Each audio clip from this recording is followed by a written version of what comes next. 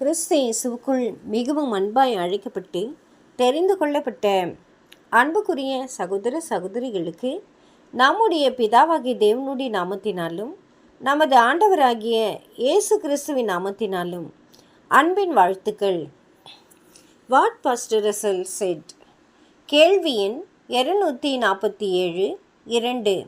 வருடம் 1913.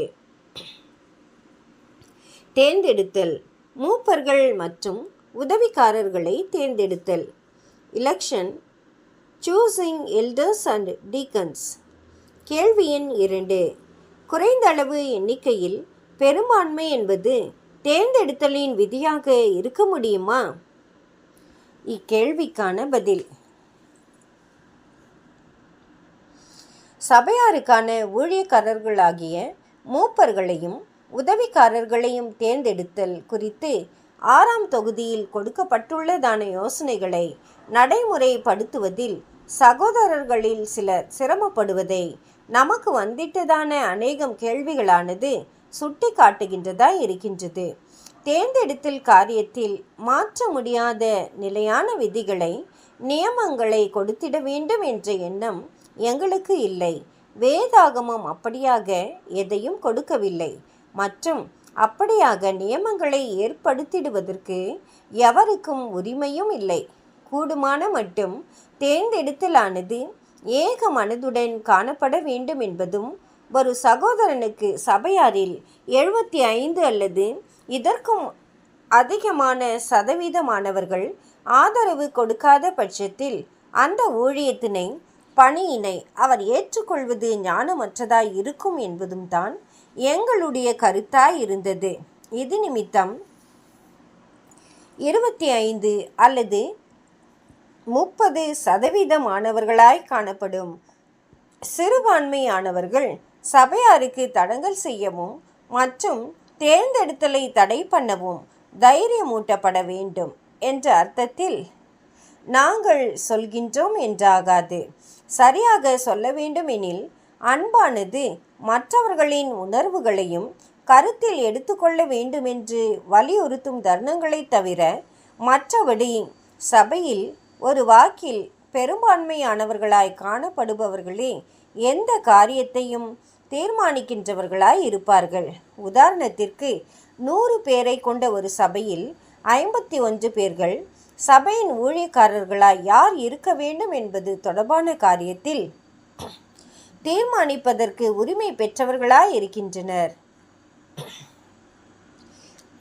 மற்றும் மீதமான 49 பேரும் தாங்கள் சிறுபான்மையானவர்களாய் மாத்திரம் இருக்கின்றார்கள் என்பதை உணர்ந்து மிகவும் அமைதலுடன் ஆட்சேபனையின்றி ஒத்துக்கொண்டு பெரும்பான்மையானவர்களின் விருப்பத்திற்கு ஆதரவு வழங்கிட உண்மையாய் நாடிட வேண்டும்.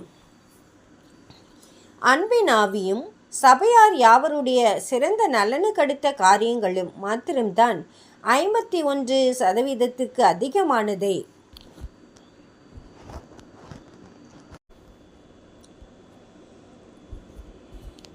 யோசனையாக தெரிவிக்கின்றதா இருக்கும்.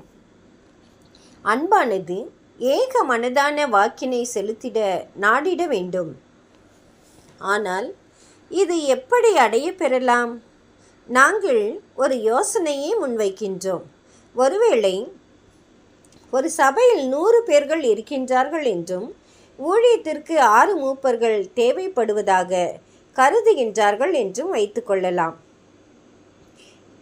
A, B, C, D, E, F ஆகியோர் ஏறக்குறைய திறமையுடைய சகோதரர்களாய் அங்கு காணப்பட்டு முன்மொழியப்பட்டிருக்கின்றார்கள். A அவர்களுக்கு 100 வாக்குகளும், B அவர்களுக்கு 90 வாக்குகளும், C அவர்களுக்கு 80 வாக்குகளும், D அவர்களுக்கு 70 வாக்குகளும், E அவர்களுக்கு 60 வாக்குகளும், F அவர்களுக்கு 50 வாக்குகளும் கிடைத்துள்ளது. சிறந்தவர்கள் என்ற அடிப்படையிலான வாக்குகளின்படி தேர்ந்தெடுக்க வேண்டுமானால் 90% எனும் அடிப்படையில் 2 மாத்திரமே தேர்ந்தெடுக்கப்படக்கூடும்.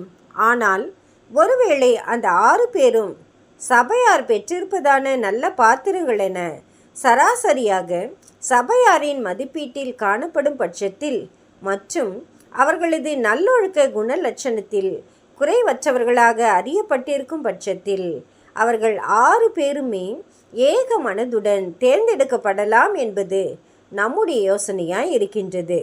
பரிசுத்த பவுல் அடிகளால் கொடுக்கப்பட்டுள்ளதான தகுதி நிலையானது அப்படி கருத்தில் எடுத்துக்கொள்ளப்பட வேண்டும் என்று எண்ணுவது தவறாயிருக்கும். ஏனெனில் எவருமே இந்த தகுதி அனைத்திலும் முழுமையான நிலையில் காணப்படுவதில்லை. அப்போஸ்தலன் சிறந்த ஒரு மூப்பர் எப்படி இருப்பார் என்று தெரிவித்துள்ளார். கர்த்தருடைய சித்தத்தை குறித்து சிந்திக்கையில் வாக்களிப்பவர்கள் ஒவ்வொருவரும் இந்த மாதிரியினை கொள்கையினை தனது மனதிற்கு முன்பாக பெற்றுக்கொள்ள வேண்டும். ஆனால் கடுமையான களங்கங்கள் குறைபாடுகள் காணப்படும் பட்சத்தில் தவிர மற்றபடி சபையார் மூப்பர் அற்றவர்களாக காணப்படக்கூடாது.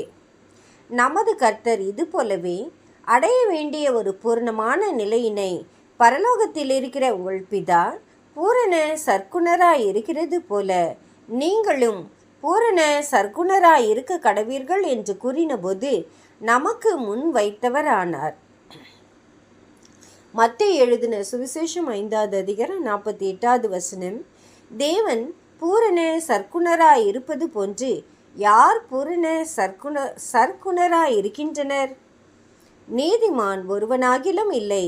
ரோமர் 3வது அதிகாரம் 10வது வசனம். நாம் நம்மை குறைவான அளவுகோலுடன் ஒப்பிட்டு மதிப்பிடாமல் மாறாக பூரண அளவுகோலுடன் ஒப்பிட்டு மதிப்பிட வேண்டும் எனும் அர்த்தத்திலே ஆண்டவர் கூறியுள்ளார்.